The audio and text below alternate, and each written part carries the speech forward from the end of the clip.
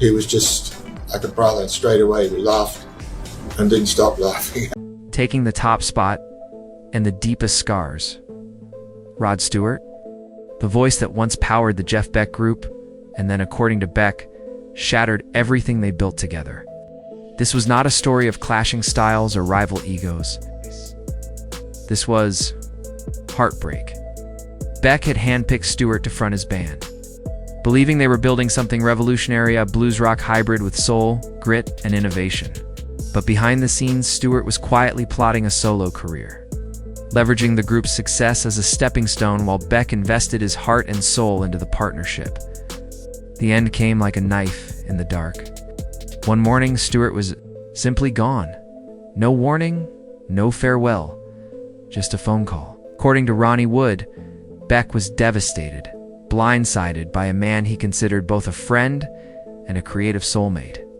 He reportedly told bandmates that Stewart sacrificed our musical partnership for personal glory, a betrayal that left Beck not only without a frontman but without trust. As Stewart's solo star soared, Beck was left to pick up the pieces, feeling that everything he'd built had been used and discarded. The sting wasn't just professional, it was profoundly personal. While Stewart topped charts and charmed the world, Beck withdrew, wary of vocalists, wary of collaborators, wary of ambition that disguised itself as teamwork. This wasn't just a break, it was Beck's emotional breaking point. Not from that day forward, he retreated deeper into instrumental music, seeking refuge in a world where guitars couldn't lie, where notes didn't abandon, and where creative control couldn't be snatched away overnight. Rod Stewart didn't just leave a band, he left a crater that shaped the rest of Jeff Beck's career. Asterisk, as we close the curtain on this intense chronicle of Jeff Beck's fractured musical relationships, one question still lingers like feedback. Ringing through an empty arena, was Beck a tortured genius standing alone atop a mountain of innovation? Or was he a man too consumed by perfection to recognize the power of collaboration? The 6 rivalries we've explored, dramatic, each deeply personal reveal, far more than musical disagreements. They expose the emotional cost of brilliance, the tension between evolution and acceptance, and the fragile line between visionary and villain. Beck's story isn't just one of notes and chords, it's one of uncompromising integrity, often to his own detriment. His disdain for commercialism, his contempt for imitation, and his rejection of mediocrity earned him not just admiration, but isolation. He was a prophet of tone in a world seduced by flash, a craftsman in an era of entertainers, and for that, he paid the price in friendships, recognition, and at times legacy. While the world cheered for Slash's swagger, Eddie's acrobatics, and Clapton's nostalgia, Beck remained defiantly singular, creating soundscapes that defied genre, collaborators, and at times, comprehension. But maybe that was the point. For Jeff Beck, music was not about applause, it was about truth. And truth, as history proves, often comes at the cost of comfort. The feuds, the heartbreaks, the bitterness, they weren't distractions from his artistry, they were its shadow. Because to understand Jeff Beck is to understand that greatness sometimes isolates, that purity often repels, and that the pursuit of perfection is rarely rewarded in lifetime friendships. In the end, Beck didn't want to be liked, he wanted to be heard, felt, and remembered not for who he played with, but for how he played. And whether you see him as a martyr for music or a man who burned too many bridges, one thing is undeniable. Jeff Beck changed the guitar forever and did it entirely on his own terms. Asterisk. Sliding into the 4th spot is a name that ignites as much praise as it does controversy. Yngwie Malmsteen. The Swedish shredder who fused classical baroque with heavy metal and revolutionized the genre, only to find himself on the wrong end of Jeff Beck's scorn. To the world, Malmsteen was a virtuoso, a one-man orchestra of arpeggios and blistering scales. But to Beck, he was something far more offensive, a desecrator of musical tradition, a speed-obsessed showman who reduced centuries of compositional beauty into what Beck allegedly referred to as guitar masturbation sessions. The rivalry wasn't just about style, it was a fundamental ideological war. While Malmsteen turned Batch into metal fuel and dazzled crowds with dizzying speed, Beck accused him of stripping classical music of its emotional architecture and turning it into hollow fretboard theatrics. He reportedly told colleagues that Malmsteen was a conservatory dropout who turned Batch into background music for headbangers, slamming his neoclassical metal approach as karaoke. For people who cared more about notes per second than meaning per song, their feud peaked during the mid-'80s, when both were featured in magazine spreads on guitar virtuosity. Beck allegedly lambasted Yngwie during a European festival, declaring that Vivaldi didn't write music so it could be butchered by kids with distortion pedals. To Beck, Malmsteen wasn't expanding music, he was cheapening it, hijacking the nobility of classical expression to serve personal glory. Where Yngwie saw himself as a torchbearer of Baroque complexity, Beck saw a thief masquerading as a maestro, one who confused difficulty with depth and turned centuries of artistry into a high-speed, high-volume blur. This wasn't a rivalry built on ego, it was built on insult, and for Jeff Beck, Malmsteen wasn't just misinterpreting music, it was desecrating it. Asterisk at number 3 stands one of the most iconic names in rock and blues, Eric Clapton, whose traditional style and reverence for blues legends made him a hero to many, but a source of endless frustration to Jeff Beck. These two titans shared a past as former members of the Yardbirds, but their paths diverged drastically, not just in style, but in philosophy. Clapton embraced the roots of blues, dedicating his career to preserving its authenticity, while Beck veered toward the experimental, fusing genres, incorporating electronic elements and challenging the very structure of what guitar music could be. And therein lay the tension. Beck reportedly saw Clapton not as a peer, but as a museum curator, a musician afraid to disturb the glass cases of tradition, clinging to safety while the art form begged for reinvention. According to friends and insiders, Beck was baffled by Clapton's reluctance to push boundaries, accusing him of mistaking repetition for reverence and authenticity for stagnation. "The blues masters we worship were innovators in their time," Beck allegedly said, "not museum pieces afraid of change." Animosity simmered for decades, fueled by press comparisons and constant debate over who better represented the soul of blues rock. For Beck, Clapton's critical acclaim was galling, not because it was unearned, but because it celebrated what Beck considered to be creative cowardice. While Beck pushed fusion and texture to new heights, Clapton remained loyal to tradition, and that loyalty to Beck felt like betrayal.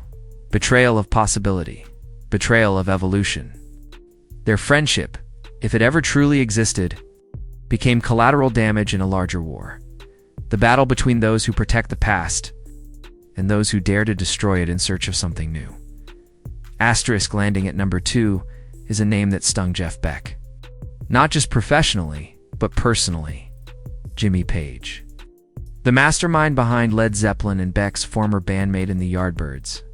What should have been a brotherhood of shared legacy became a rivalry steeped in resentment, betrayal, and stolen glory. Beck, ever the sonic pioneer, was among the first to toy with experimental tones, reverse guitar effects, and heavy riffs. That would later define Zeppelin's sound. But when Page replaced Beck in the Yardbirds and subsequently formed Led Zeppelin, Beck reportedly saw it as the greatest betrayal of his career, theft of ideas, vision, and recognition. He confided in friends that Page was a cunning businessman who used their collaborations as a springboard to launch a global empire while leaving. Beck in the creative shadows built his empire on ideas we created together, Beck allegedly claimed, furious that Page received sole credit for what he believed were joint innovations. And as Led Zeppelin ascended into legendary status, breaking records and selling out stadiums, Beck faced rotating bandmates, creative isolation, and the cruel realization that his former friend had not only outshined him, but erased him from the story. Witnesses recall Beck describing Page as a profiteer of experimentation, someone who stuck around just long enough to turn their mutual work into gold. What made the wound worse was that Beck never stopped innovating, never stopped pushing the envelope, while Page reaped the rewards of ideas birthed in a basement jam session years before. The bitterness was raw, and to Beck, it was never about jealousy, it was about justice. Justice for a legacy that should have been shared, but instead became a solo triumph for the man who stayed behind.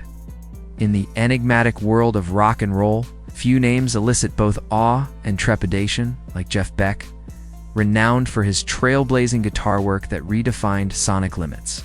Beck wasn't merely a virtuoso.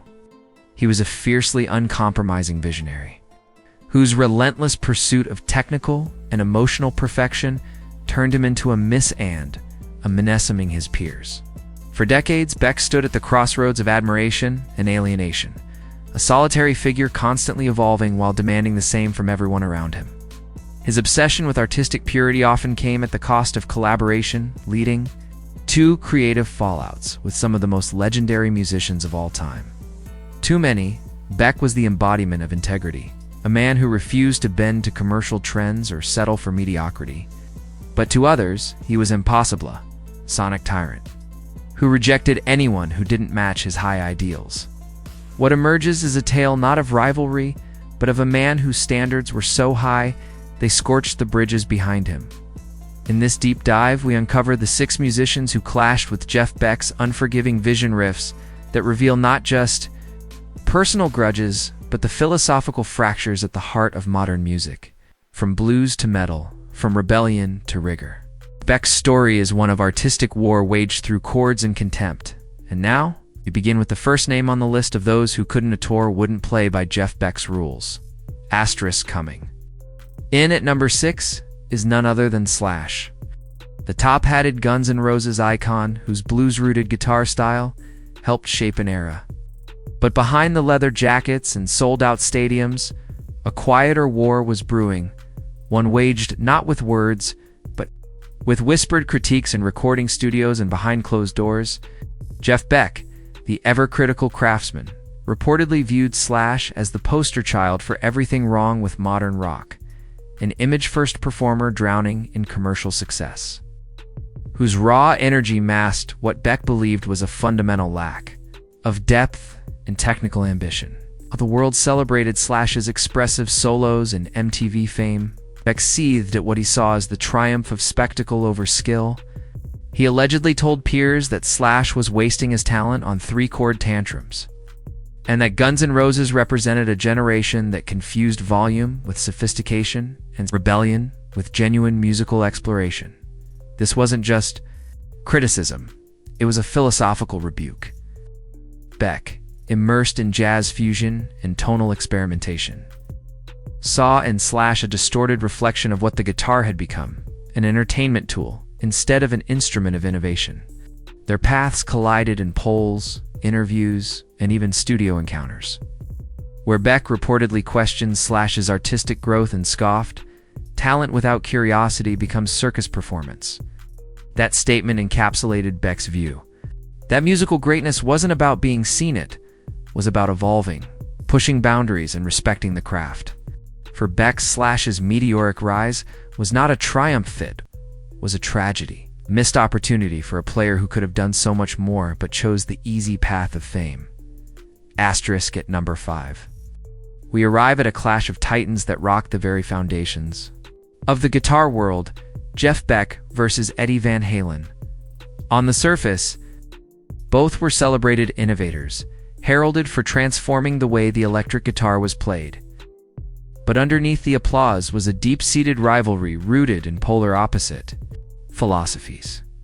While Eddie's finger-tapping revolution dazzled fans and guitarists alike, Beck purportedly saw the technique not as evolution, but as gimmick. He described Van Halen's playing as circus performance, a phrase loaded with disdain. Belief was simple but severe. Music should move hearts, not just fingers. He lamented that Eddie's meteoric success proved audiences could no longer tell the difference between technical acrobatics and emotional depth. The conflict wasn't personal, it was spiritual. Eddie became a global icon for speed and innovation, while Beck, ever the sonic explorer, sought subtler frontiers through fusion, tone, and feel. According to those close to him, Beck resented how Eddie's name became synonymous with guitar god, when to him, true gods shaped sound for meaning, not just applause. In interviews and studio sessions, Beck allegedly voiced that Van Halen's influence was damaging, setting back expressive guitar playing by turning it into sport. Innovation means expanding what music can express, he once declared, not just finding new ways to play fast. In the end, Beck saw Eddie not as a rival, but as a warning, proof that flash had overtaken feeling, that the soul of the guitar was being traded for spectacle.